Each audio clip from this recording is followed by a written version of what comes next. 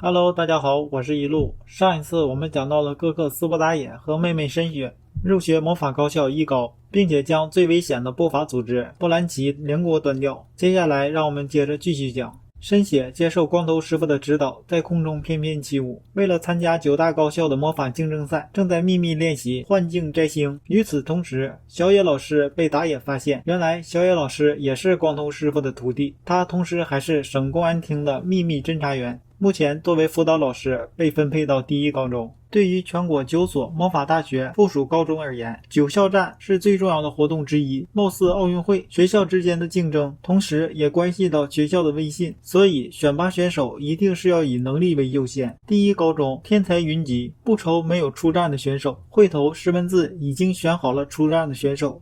但是令学生会会长七草最头疼的就是技师的人选。技师的责任是负责调整选手的模具性能，这会直接影响到选手的实力发挥。深雪的 CAD 是打野调整的，打野不正是技师的最好人选吗？会长顿时拍案而起，双眼放光，并且想起了打野无往不胜的战绩。打野觉得有些问题，因为 CAD 的调整重点在于使用者之间的信任，自己身为2科的身份可能会遭到选手的排斥。然而深雪的眼睛里却充满了期待，打野实在不忍辜负妹妹，便答应了会长的邀请。但是按照9战的规则来看，历年来没有一个1年级的学生参赛记录，更别说是2科生了。会长倒是不在乎这些条条框框，在他的理念里，规矩是人定下的，那么再改一改不就行了吗？然而即便是学生会全力推荐打野，但是还是受到了极大的阻力。医科生们颇有微词，议论纷纷。为了打消大家的顾虑，同时也是为了证明打野的实力，会头石文字提议实际测试一下打野的实际技能，让他实际调整一下 CAD， 就拿同源的来进行校调。打野刚刚开始操作就被人嘲讽了，有人说现在谁还在用键盘输入，太过时了。传统的键盘操作其难度比起智能化的要高上几个数量级不说，还特别的费劲。打野也不听这些喷子的话，手指依然在键盘上跳跃。只有同样身为技师的人，他们才明白打野此时的操作简直是神乎其技。自用的 CAD 其性能是高于竞赛几种的，而打野让使用者依然感觉到这种差异，没有出现任何不适合的情况。打野第一次操作就能达到如此高的同步率，这种技术应该得到很高的评价。见识到打野深不可测的能力之后，现场再无一声，打野的实力也足以代表学校参赛。晚上打野还在电脑前忙活着，深雪穿着幻境摘星的比赛服，端着咖啡来犒劳哥哥。打野见到自己的妹妹如此可爱，连连称赞。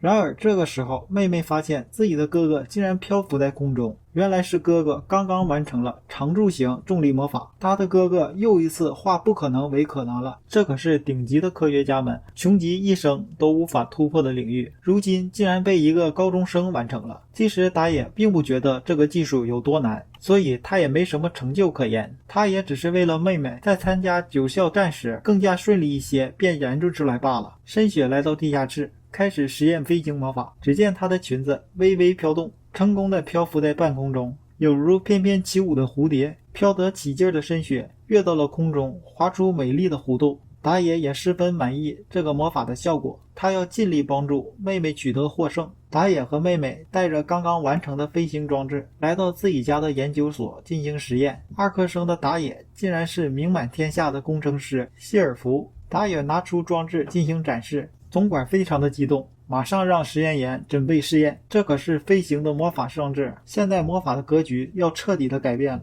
测试人员一番实验之后得出的结论，空中飞行确实可行，但是缺点是没有办法长时间释放魔法，因为一般魔法师所持有的量子太少了，导致续航能力不足，对施法者的魔力消耗太大。打野把改善装置缺点的任务交给了总管，他则先行离开。在离开研究所的路上，打野遇到了他的父亲和管家，这管家非常的无理，眼睛里只有着下一任当家的深雪，并且称按照礼仪自己并没有必要向护卫问好。打野对这个管家嗤之以鼻，深雪看不过去，差点发动冰冻魔法。打野不屑于同蝼蚁一般见识，带着深雪离开了。第二天以2科生的身份参加了9校魔法争霸赛，这可是能在学校的历史上千古留名的。眼镜妹正在学校走廊里愣神，突然感觉到教学楼那边有奇怪的动静，一股小土波动扑面而来。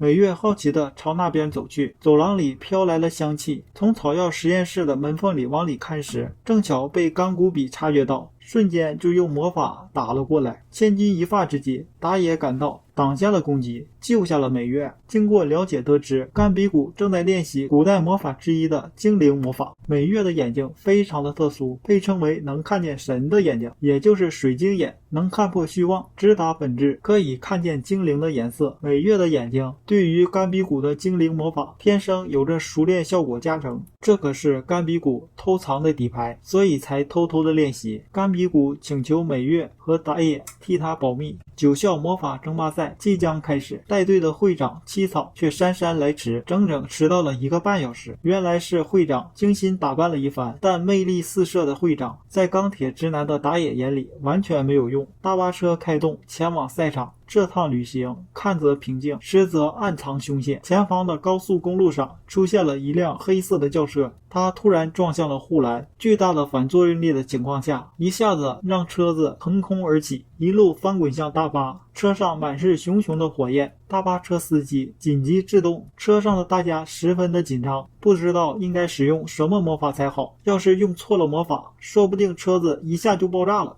岂不是正中敌人的下怀？此刻深雪用了冰雪魔法，瞬间熄灭了车子上的火焰。史文字配合深雪将失控的轿车拦下，打野却十分的担忧，因为他觉得这次的事件是自杀式的袭击，而且有施过魔法的痕迹，是幕后黑手针对于第一高中。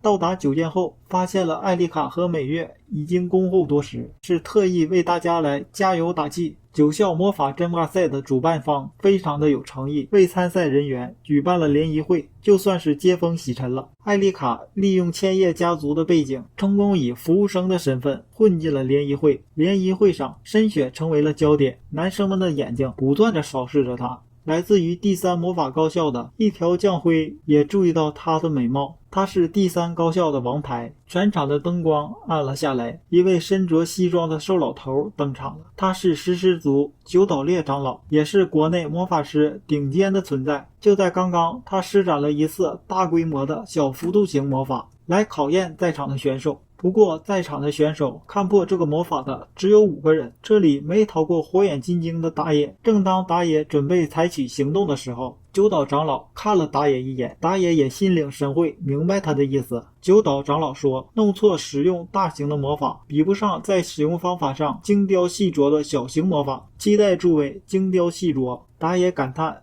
立于这个国家魔法师社会的顶点就是宗师。夜晚，甘比古在森林里独自练习精灵召唤魔法，突然他感受到了恶意，有歹徒潜入了酒店。甘比古立刻追了上去，扔出了3张符纸，制服了歹徒。他知道有人在掩护他，并且分解了歹徒的武器。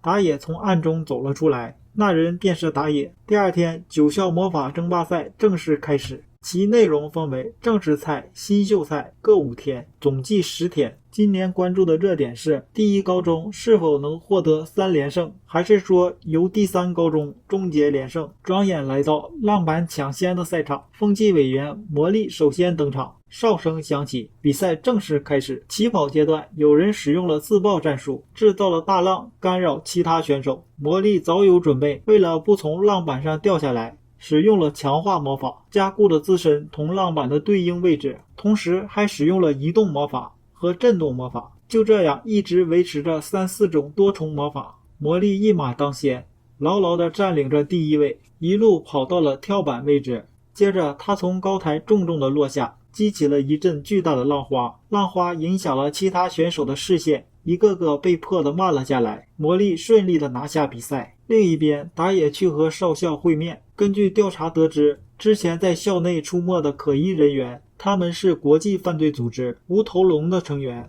目的就是9战赛。有了军方的暗中保护，比赛应该可以正常的进行。只是少校提醒将要参赛的打野，作为军方的战略级魔法师，参与比赛的时候不能使用军事机密魔法。接下来便是极速射击项目，会长七草代表着1高出赛。因为校花会长参赛，比赛现场超级的热闹，其他比赛就没有这么多的观众了。七草在欢呼声隆重的登场，随着哨声的响起，无数个飞碟刷刷的飞了出来。七草就像开了挂一样，秘技魔弹射手比去年更加的快了，手中射出的魔弹精准定位，百发百中，毫无悬念的获得了优胜。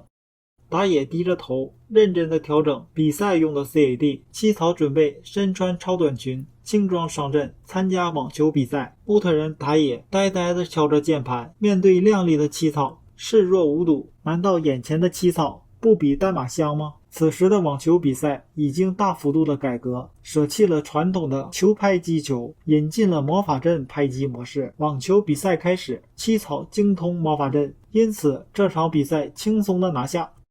到了冰柱攻防战项目，一高出战选手是千代田，他精通震斗系魔法，远距离固体震动魔法，尤其擅长震动地面魔法。一开始千代田便占据了优势，敌方眼见防御无效，便贸然转手为攻，企图先行一步攻下千代田的冰柱，结果却被千代田压倒性的胜利，攻击力瞬间击溃。现在的数据显示，女子组完全碾压其他高中，但是男子组方面，因为在抢球分中成绩不理想，在剩下的6个项目中必须有4个项目获得胜利。新秀赛虽然只有正式赛一半的分数，但是成绩也会影响到总分，所以新秀赛也要努力争取胜出。打野已有准备，拿出了罕见的武装一体型模具，雷欧十分的兴奋，跃跃欲试。带着新装备将会有怎样的表现呢？敬请期待下一集。